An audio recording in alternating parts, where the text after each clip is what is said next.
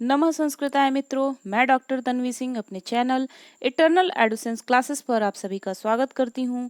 आज मैं आप सभी के लिए लेकर आई हूं जूनियर हाई स्कूल सहायक अध्यापक एवं प्रधानाध्यापक भर्ती परीक्षा 2021 का भाषा संस्कृत का प्रैक्टिस सेट।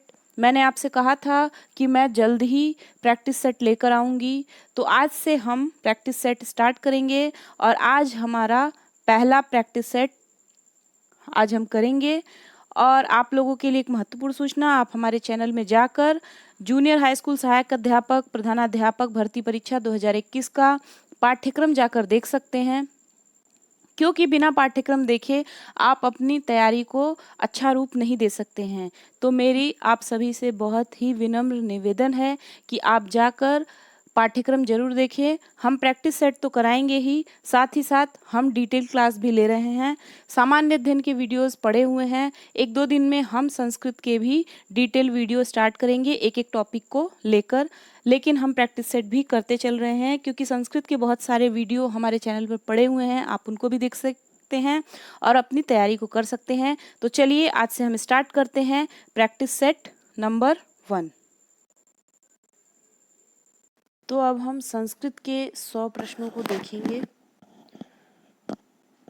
इसमें सबसे पहले हम पद्यांश प्रश्न संख्या 51 से 55 तक में है, इसको हम देखेंगे।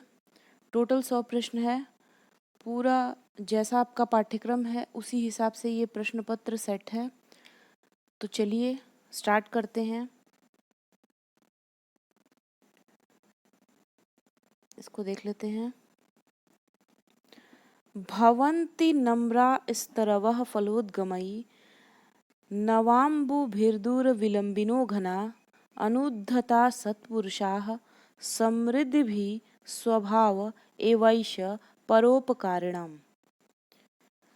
मतलब जब वृक्षों में फल लगते हैं तो वे फलों के भार से झुक जाते हैं और नए जल से परिपूर्ण बादल भी पृथ्वी पर बरसने के लिए आकाश में नीचे उतर आते हैं। इसी तरह सज्जन और महान व्यक्ति भी समृद्ध होने पर भी नम्र और सहृदय बने रहते हैं, क्योंकि परोपकार करने वालों का स्वभाव ही ऐसा होता है। ये जो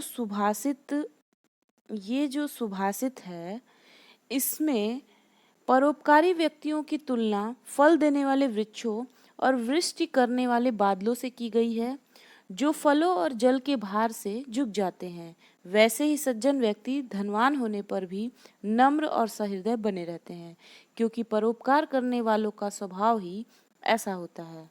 अब हम इस पद्यांश से बनने वाले प्रश्नों को देख लेते हैं, जो प्रश्न संख्या 51 से 55 तक में है। ठीक है, तो चलिए हम देखते हैं पहला प्रश्न। पहला प्रश्न है, कवि ने वृक्ष, मेघ तथा सत्पुरुष को कहा है। क्या कहा है ये हम देखते हैं कि कवि ने सत्पुरुष को, तो कवि ने वृक्ष, मेघ तथा सत्पुरुष को परोपकारी कहा है। ठीक है, अगला प्रश्न है, भवंती में कौन सा लकार है। तो भवंती में लट लकार है। कौन सा लकार है? लट लकार है। यह भू धातु का लट लकार प्रथम पुरुष बहुवचन का रूप है। अगर आप लोगों को याद होगा तो इसका रूप इस प्रकार चलता है, भवति भवतः भवंती, भवसि भवतः भवत, भवामि भवावह भवामा। ठीक है, अगला प्रश्न है, वृक्ष कब झुक जाते हैं। वृक्ष कब झुक जाते हैं? तो वृक्ष जो है फल आने पर परोपकार के निमित्त झुक जाया करते हैं। तो इसका आंसर क्या होगा? इसका आंसर होगा फल आने पर। ठीक है, अगला है, नए जल से युक्त होने पर कौन अधिक लटक जाता है। तो नए जल से युक्त होने पर जो घन मेघ होता है वो लटक जाता है। ठीक है, नए जल से युक्त होने पर मेघ दूसरों को जल प्रदान करने के लिए अत्यंत झुक जाया करते हैं, अर्थात पृथ्वी के अत्यंत निकट आ जाया करते हैं। ठीक है, अगला प्रश्न है, समृद्धि के समय कौन अभिमान रहित होता है? तो समृद्धि के समय सत्पुरुष जो होता है वो अभिमान रहित रहता है। सत्पुरुष समृद्धि प्राप्त कर परोपकार के निमित्त अभिमान से रहित हो जाया करते हैं। ये नीति शतकम का श्लोक है, ठीक है। तो आप चाहें तो वहाँ पे जाके देख सकते हैं। तो ये था पद्यांश, इससे 5 प्रश्न थे। इसी प्रकार आपसे प्रश्न पूछेगा। फिर है अब गद्यांश है, ठीक है। इसको हम पढ़ देते हैं, फिर हम सीधे इसके प्रश्नों को सॉल्व करेंगे। देखिए, प्रयागः गंगा यमुनयोः संगमे स्थितः अस्ति। आप इसको समझने का प्रयास करिए खुद से, ठीक है। अत्र ब्राह्मणः प्रकृष्ट याग करणात् अस्य प्रयागः नाम अभवत्। प्रयाग नगरम पुराणेषु पवित्रतमं पुण्यदं मोक्षदञ्च कीर्तितम् इदं नगरं भारतवर्षस्य प्रमुखनगरेषु वर्तते। प्रयागस्य अपरं नाम इलाहाबाद इत्यपि वर्तते।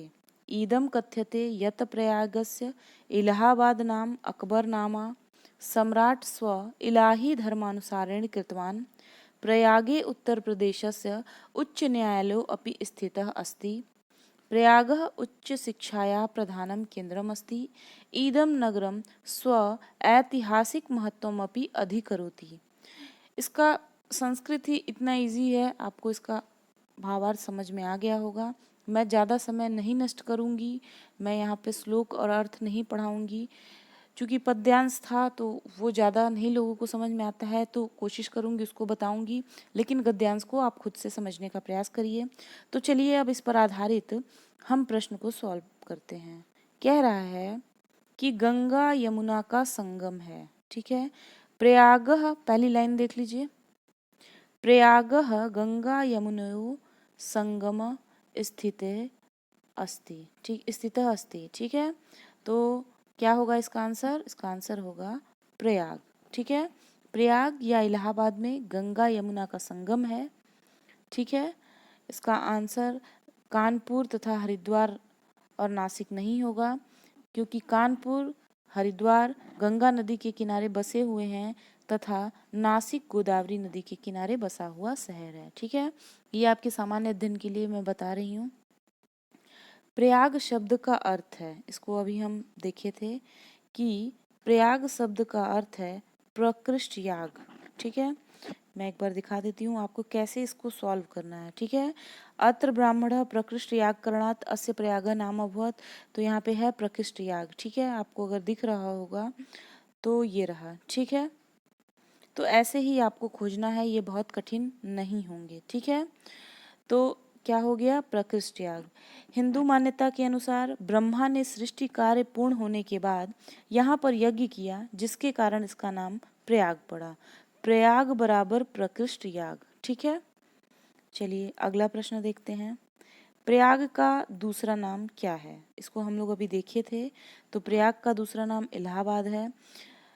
यह नाम अकबर द्वारा इस शहर को प्रदान किया गया था, ठीक है। ये उसी लाइन का अर्थ है, मैं इसको बताते चल रही हूँ। अगला है, सम्राट अकबर ने किस धर्म का प्रवर्तन किया था? तो अगर आप यहाँ पर पैराग्राफ देखेंगे तो यहाँ पे आ गया होगा, ठीक है, इलाही। तो आप ऐसे ही इसको लगा सकते हैं, इलाही धर्म, ठीक है। सम्राट अकबर द्वारा प्रयाग में ही दीन ए इलाही धर्म का प्रवर्तन किया गया, जिसके कारण ही इस शहर का नाम इलाहाबाद पड़ा, ठीक है। फिर है, प्रस्तुत गद्यांश का समुचित शीर्षक है। तो इस गद्यांश को हम समुचित शीर्षक क्या देंगे? प्रयाग। क्या देंगे?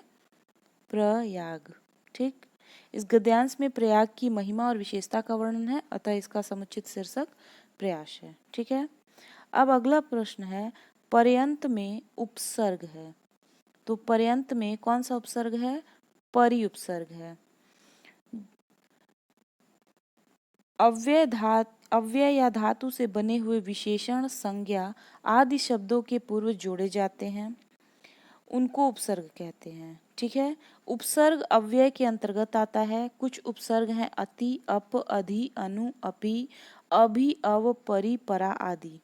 यथा परि जो है वो पर्यंत, परिखा, चारों ओर की खाई। तो इसका आंसर है पर्यंत में परि उपसर्ग है। अगला है उपसर्ग है, इसमें से उपसर्ग कौन सा है? तो इसमें उपसर्ग होगा परा। ठीक,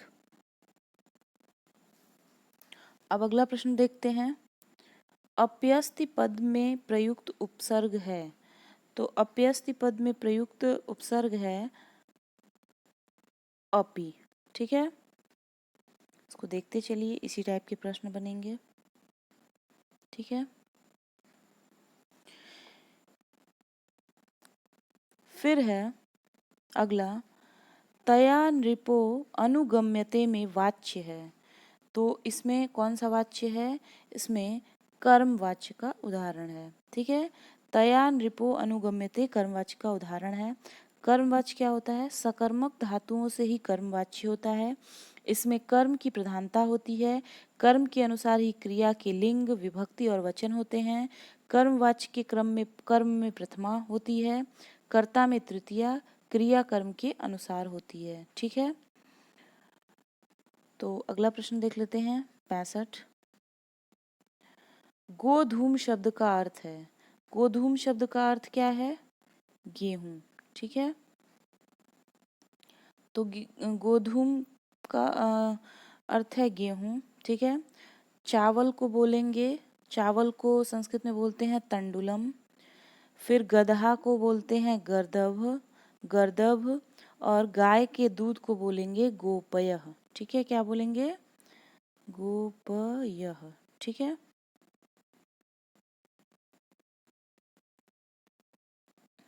अगला प्रश्न है, घुटने के लिए उपयुक्त संस्कृत शब्द है। तो घुटने के लिए उपयुक्त संस्कृत शब्द है जानू। ठीक है, जानू मतलब घुटना। ठीक है,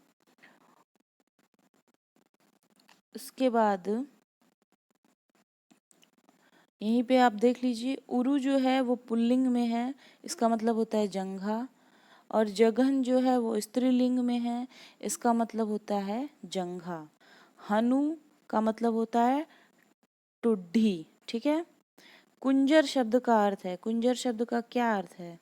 कुंजर शब्द का अर्थ होता है हाथी। ठीक, इसी टाइप की प्रश्न आएंगे। निम्नलिखित में से कर्तृवाच्य का उदाहरण नहीं है।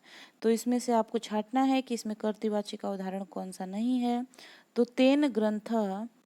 तेन ग्रंथ पठ्यते, ये कर्तृवाच्य का उदाहरण नहीं है। अगर आप लोग वाच्य पढ़े होंगे तो ये चीज़ आपका क्लियर हो जाएगा। त्वम कदा गमिष्यति, अहम विद्यालय गच्छामि, शिक्षका ग्रंथम पठति, ये सब कर्तृवाच्य का उदाहरण है। ठीक है, और तेन ग्रंथ पठ्यते ये कर्मवाच्य का उदाहरण है। ठीक है, अगला प्रश्न है, संस्कृत के एकोन चत्वारिंशति को कहते हैं। तो इसको कहते हैं एकोन चत्वारिंशति, 39 को कहते हैं। ठीक है, 29 को कहते हैं एकोनत्रिंशत्, और 59 को कहते हैं एकोनषष्ठी या नवपंचाशत, और 49 को कहते हैं एकोनपंचाशत या नवचत्वारिंशत्। आपको संख्या ज्ञान भी होना चाहिए। सप्तविंशति का अर्थ है, तो सप्तविंशति का अर्थ होता है 27। 17 को संस्कृत में सप्तदश बोलेंगे, 37 को सप्तत्रिंशत् बोलेंगे, और 47 को सप्तचत्वारिंशत् बोलेंगे। ठीक है, फिर पंचविंशति शब्द का हिंदी अर्थ होता है, क्या होता है? पंचविंशति का 25 होता है। ठीक है, 15 को बोलेंगे पंचदश, 35 को बोलेंगे पंचत्रिंशत्, और 50 को बोलेंगे पंचाशत। ददती रूप है, ददती रूप किसका है? ददती रूप लट लकार का है। ठीक है, ददती रूप लट लकार प्रथम पुरुष बहुवचन का है। ठीक है,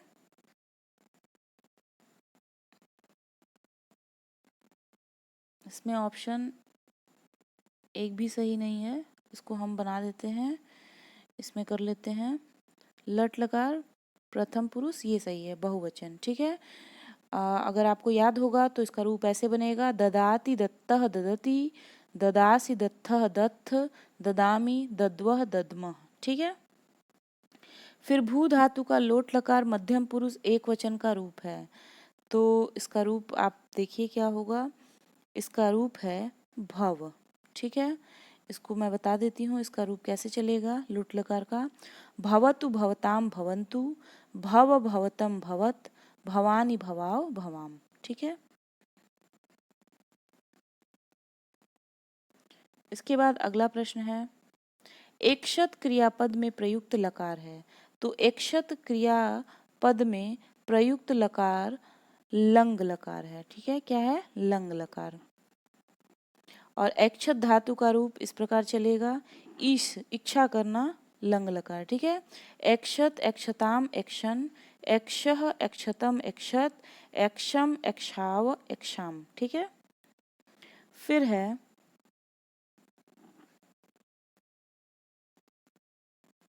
सह अत्र तिष्ठेत, रेखांकित शब्द में मूल धातु तथा लकार है।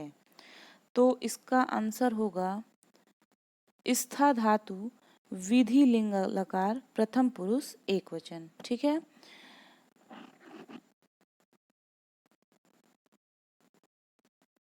फिर है अस धातु लंग लकार मध्यम पुरुष द्विवचन का रूप है। क्या होगा इसका रूप, इसका रूप होगा आस्तम। ठीक है, आस्तम। अस धातु लंग लकार मध्यम पुरुष द्विवचन। ज्ञात्वा में कौन सी धातु है, बताइए। ज्ञात्वा में ज्ञा धातु है। कौन सी धातु है, ज्ञात्वा में ज्ञा धातु है। फिर पुष्पम में लिंग है। तो बताइए पुष्पम में कौन सा लिंग है। तो पुष्पम में लिंग है नपुंसक लिंग। ठीक है, पुष्पम में नपुंसक लिंग है, यह अकारांत नपुंसक लिंग है।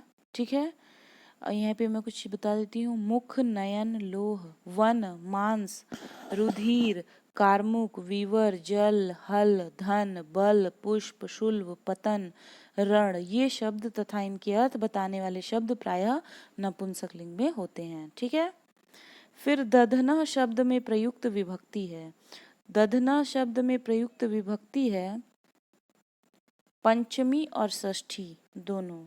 ठीक है, तो आपको दधि शब्द का जो रूप है वो पूरा आप देख लेंगे तो आपको ये सब चीज़ें क्लियर हो जाएंगी। ठीक है, फिर नदी शब्द रूप में प्रयुक्त वचन है। नदी शब्द रूप में प्रयुक्त वचन कौन सा होगा, तो नदी में ये होगा आपका बहुवचन। ठीक है, तो ये क्या होगा, ये आपका द्वितीय विभक्ति का बहुवचन होगा। इसको भी आप देख लीजिएगा। फिर मातृ शब्द का तृतीया विभक्ति एक वचन में रूप होता है। तो मातृ शब्द का रूप कैसे चलेगा, माता मातरौ मातरः मातारम मातारौ मातृ मात्रा मातृभ्याम मातृभि। तो क्या चलेगा, मात्रा हो जाएगा। ठीक है, अगला है पिता रूप का मूल शब्द है। तो पिता रूप का मूल शब्द है ऋकारांत। ऋकारांत। ठीक है,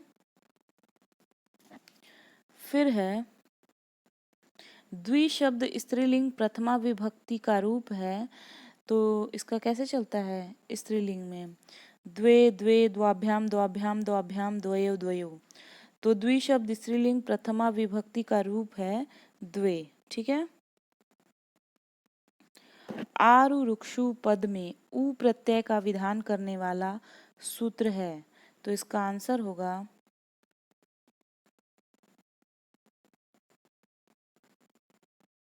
शनांश सनांश सभिक्ष उ। ठीक है, आरु रुक्षु पद में उ प्रत्यय का विधान करने वाला सूत्र है सनांशम सभिक्ष उ। ठीक है, बालिका इस पद में प्रत्यय है। बालिका इस पद में कौन सा प्रत्यय है, इस पद में टाप प्रत्यय है। ठीक है, फिर पक्वम इस कृदंत पद में प्रत्यय है, पक्वम में है कत प्रत्यय। ठीक है, फिर है शुष धन कत, प्रत्यय के योग में शब्द बनेगा। सुत शुष धन कत, प्रत्यय के योग में शब्द बनेगा शुष्कः। नीति शब्द में प्रयुक्त प्रत्यय है, तो नीति शब्द में प्रयुक्त प्रत्यय है क्वितिन। दत्तः में कौन सा प्रत्यय है, तो दत्तः में कत प्रत्यय है। फिर है गत्यात्मक धातुओं के योग में विभक्ति होती है। अब कारक से प्रश्न हो गया, तो इसमें द्वितीय विभक्ति होती है। ऐसी धातुएं जिनका अर्थ गत्यात्मक हो का साधारण दशा में जो कर्ता होता है उसमें द्वितीय विभक्ति होती है। अगला प्रश्न है नेत्राभ्याम अश्रुणि पतंती में नेत्राभ्याम पद में विभक्ति है, तो नेत्राभ्याम पद में पंचमी विभक्ति है। ठीक है, कौन सी विभक्ति है, पंचमी विभक्ति है।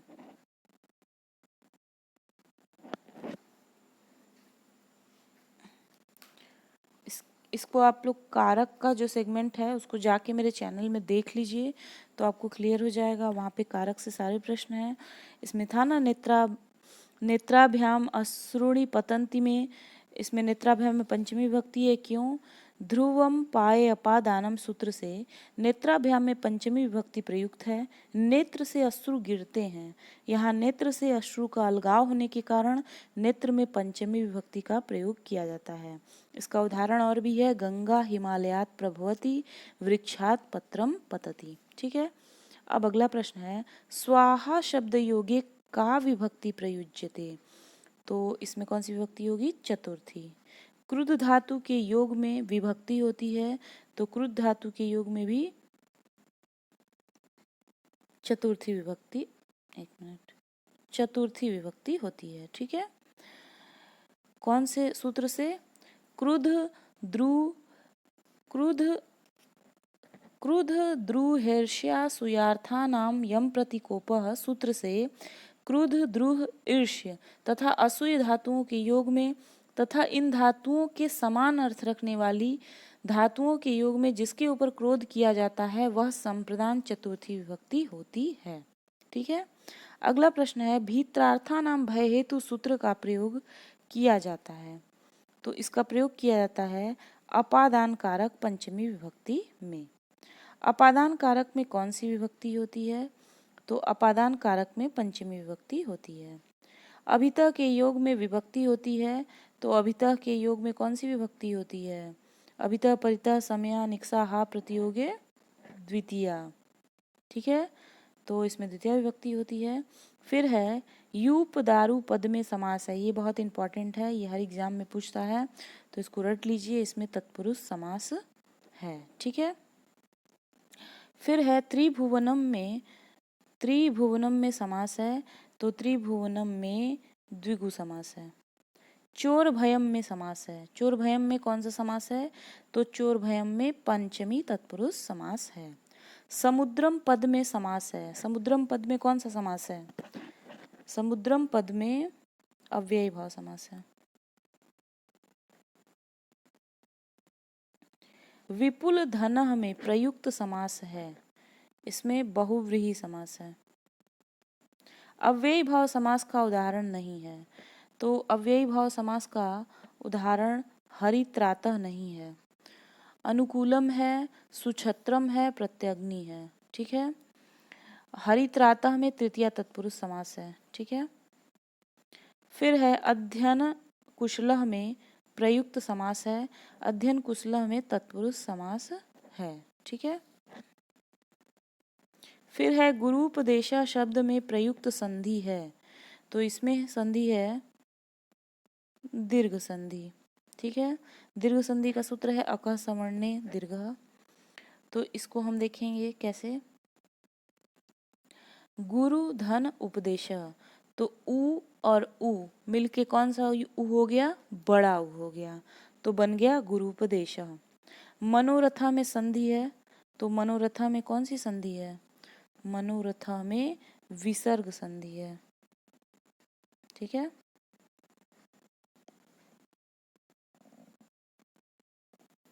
चलिए आगे चलते हैं।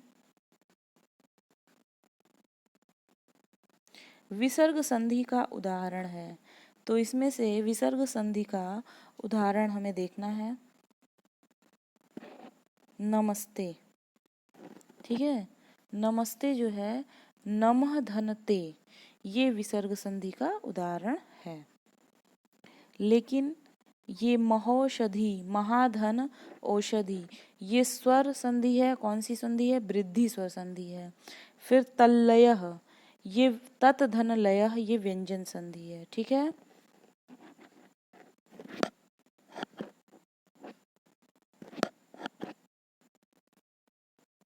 और सन्मित्रम, सत धन मित्रम, ये भी व्यंजन संधि है। अब हम देखेंगे प्रेजतः, प्रेजते में संधि है। प्रेजते, ये बहुत बार पूछा है एग्जाम में, इसको बहुत ध्यान दीजिएगा कि प्रेजते में कौन सी संधि है। तो प्रेजते में पररूप संधि है। किससे? एंगी पररूपम से। ठीक है, फिर अगला प्रश्न है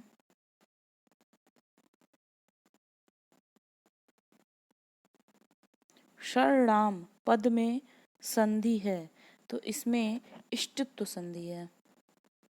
मनीषा का संधि विच्छेद होगा, तो मनीषा का संधि विच्छेद होगा मनस धन ईशा। ठीक है, कौन सा संधि विच्छेद होगा? मनस धन ईशा। ठीक है, फिर उपेंद्र का संधि विच्छेद है। उपेंद्र का संधि विच्छेद है उपधन इंद्र। स्पर्श, स्पर्श संज्ञक वर्णों की संज्ञा, ये थोड़ा सा इसमें प्रिंट हो गया है, मैं इसको बना देती हूँ। ये पूछ रहा है स्पर्श संज्ञक वर्णों की संख्या कितनी है, तो ये आप सभी को पता है 25 है। ठीक है, फिर हम देखते हैं व वर्ण का उच्चारण स्थान क्या है। तो व वर्ण का उच्चारण स्थान जो है वो है दंतोष्ठ। ठीक है, व वर्ण का उच्चारण स्थान क्या है? दंतोष्ठ है। इसका सूत्र क्या है? वकारस्य दंतोष्ठम। ठीक है, फिर निम्नलिखित में से कौन सा स्वर है? अब इसमें से बताइए कि कौन सा स्वर है। तो इसमें ली जो है वो स्वर है। ली स्वर नहीं होता है।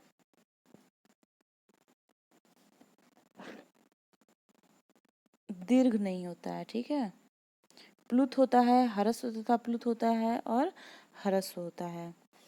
संस्कृत में स्वरों की संख्या 9 है। अच प्रत्याहार सभी स्वरों का बोधक है। ठीक है, और ली स्वर दीर्घ नहीं होता है। ली स्वर ह्रस्व तथा प्लुत होता है। फिर निम्नलिखित में से किसकी वृद्धि संज्ञा नहीं होती है? तो इसमें से किसकी वृद्धि संज्ञा नहीं होती है? तो इसमें ओ की वृद्धि संज्ञा नहीं होती है। ठीक है, वृद्धि संज्ञा विधायक सूत्र क्या है? वृद्धिरादैच, अर्थात आ, ऐ और औ की वृद्धि संज्ञा होती है, जबकि ओ की गुण संज्ञा होती है। फिर मुद्रया परपक्ष निग्रहो जातः, इसका क्या होगा? इसका होगा मुद्रा, मुद्रा राक्षसे। ठीक है, मुद्रा राक्षसे, मुद्रया परपक्ष निग्रहो जातः। ठीक है, अगला है यमेन श्रेय प्रेय विवेचनम कस्या उपनिषदि विद्यते। तो इसका आंसर होगा कठोपनिषदि। यम के द्वारा दिए गए श्रेय प्रेय का विवेचन कठोपनिषद में प्राप्त होता है। कठोपनिषद कृष्ण यजुर्वेद की कठ शाखा से संबंधित है। यजुर्वेद के दो संप्रदाय मिलते हैं, कृष्ण यजुर्वेद और शुक्ल यजुर्वेद। कठोपनिषद कृष्ण यजुर्वेद की कठ संहिता का है। इसी में श्रेय प्रेय के बारे में यमराज ने विस्तार से वर्णन किया है। ठीक है, अगला प्रश्न है महाकाव्य में न्यूनतम सर्ग होने चाहिए। तो महाकाव्य में न्यूनतम 8 सर्ग होने चाहिए।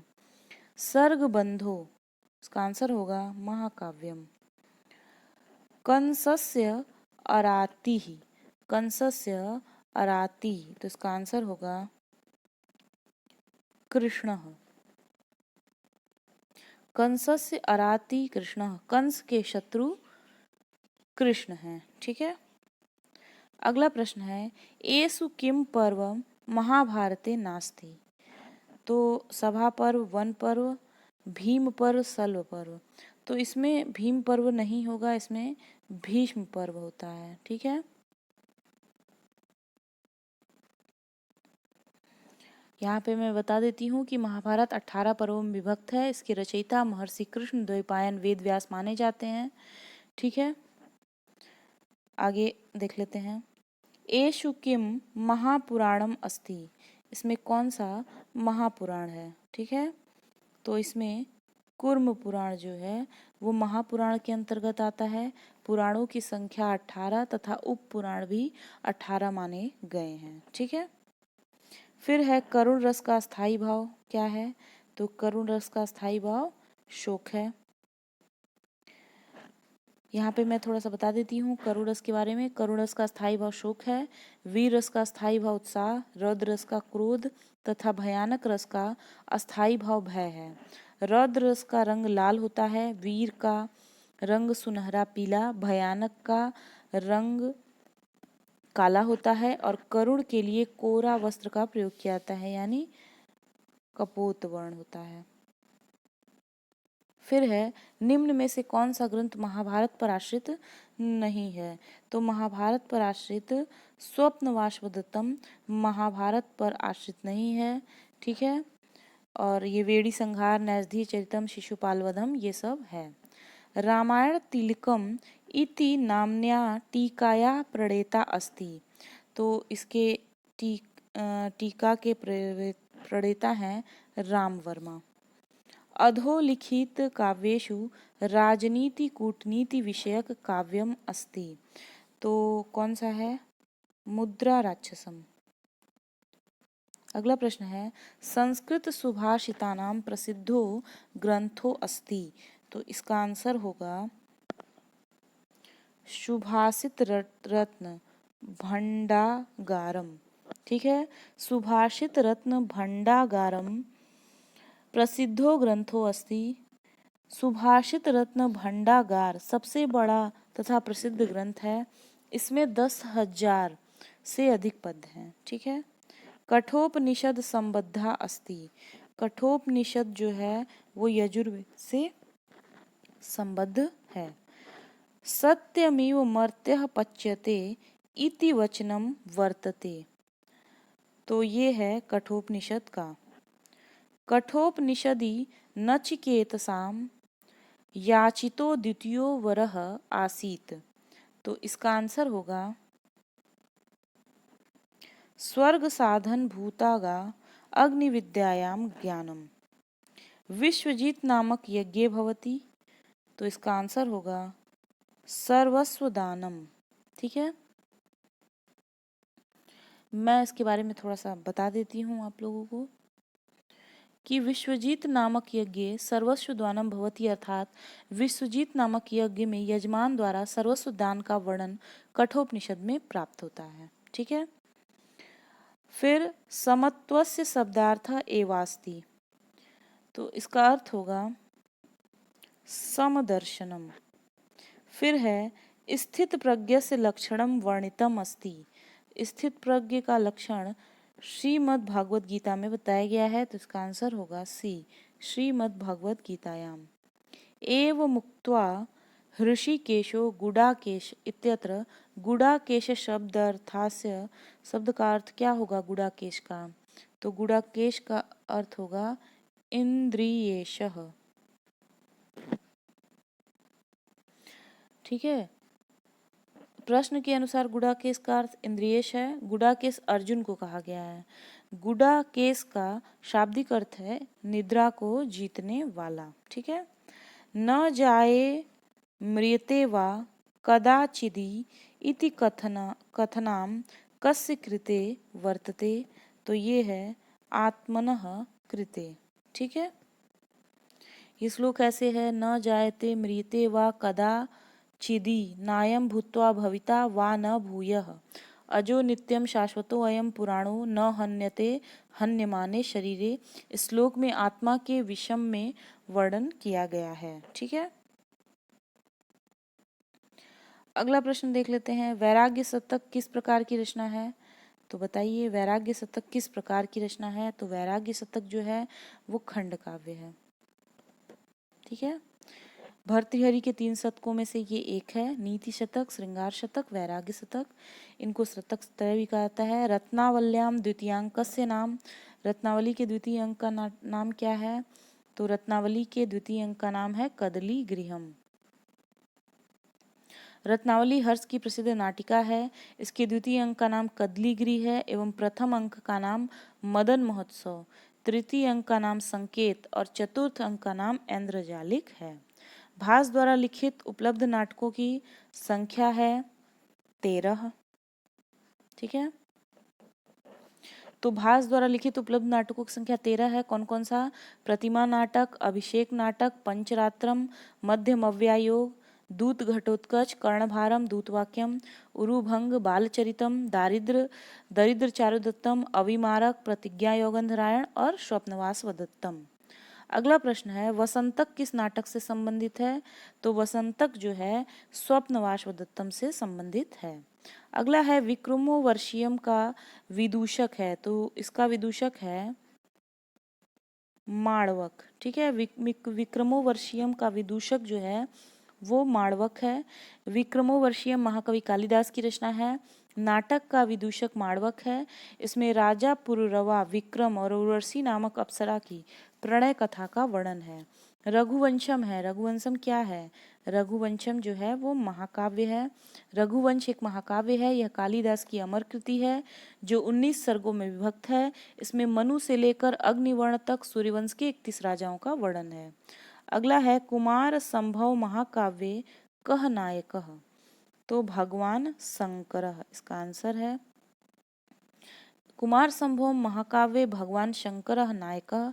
कुमार संभव महाकाव्य में नायक भगवान शंकर हैं, नायिका पार्वती हैं। महाकवि कालिदास कृत कुमार संभवम 17 सर्ग में वर्णित है। यह लघु त्रयी के अंतर्गत है। विक्रमोर्वशीयम का नायक है, तो विक्रमोर्वशीयम का नायक है पुरुरवा। ठीक है, फिर है, प्रतिबध्नाति ही श्रेयः पूज्य पूजा व्यतिक्रमः सुक्तिरियम कस्मिन् काव्ये वर्तते, तो ये है रघुवंश से लिया गया है। ठीक है, रघुवंश कितने सर्गों में है? 19 सर्गों में है। फिर अगला है, श्रेयसी केन तृप्यते इति सुक्ति रस्ति, ये बहुत इंपॉर्टेंट है। श्रेयसी केन तृप्यते, ये शिशुपाल वधम से लिया गया है। ठीक है, शिशुपाल वधम महाकाव्य जो है ये 20 सर्गों में है। ये महाकवि माघ की रचना है। ठीक है, और ये बृहत्त्रयी में महत्वपूर्ण है ये, और इसके नायक श्री कृष्ण एवं प्रतिनायक 6 दिनरेश शिशुपाल हैं। फिर है, गीतायाम अध्यायानाम संख्या अस्ति, गीता के अध्यायों की संख्या है कितनी है? 18। ठीक है, गीतायाम अध्यायानाम संख्या अस्ति 18।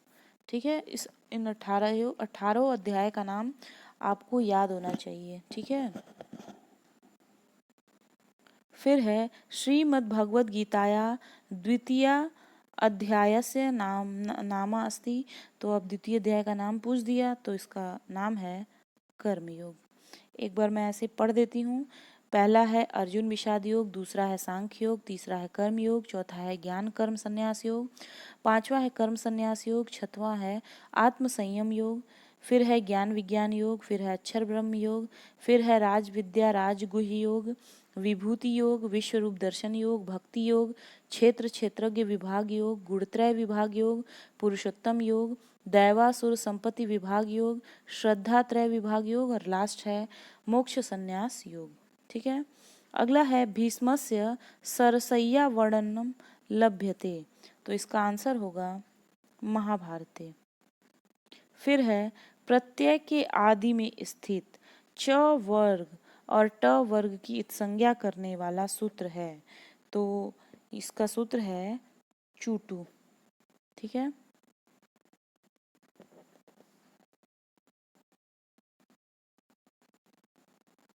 फिर है, ए और ऐ का उच्चारण स्थान है।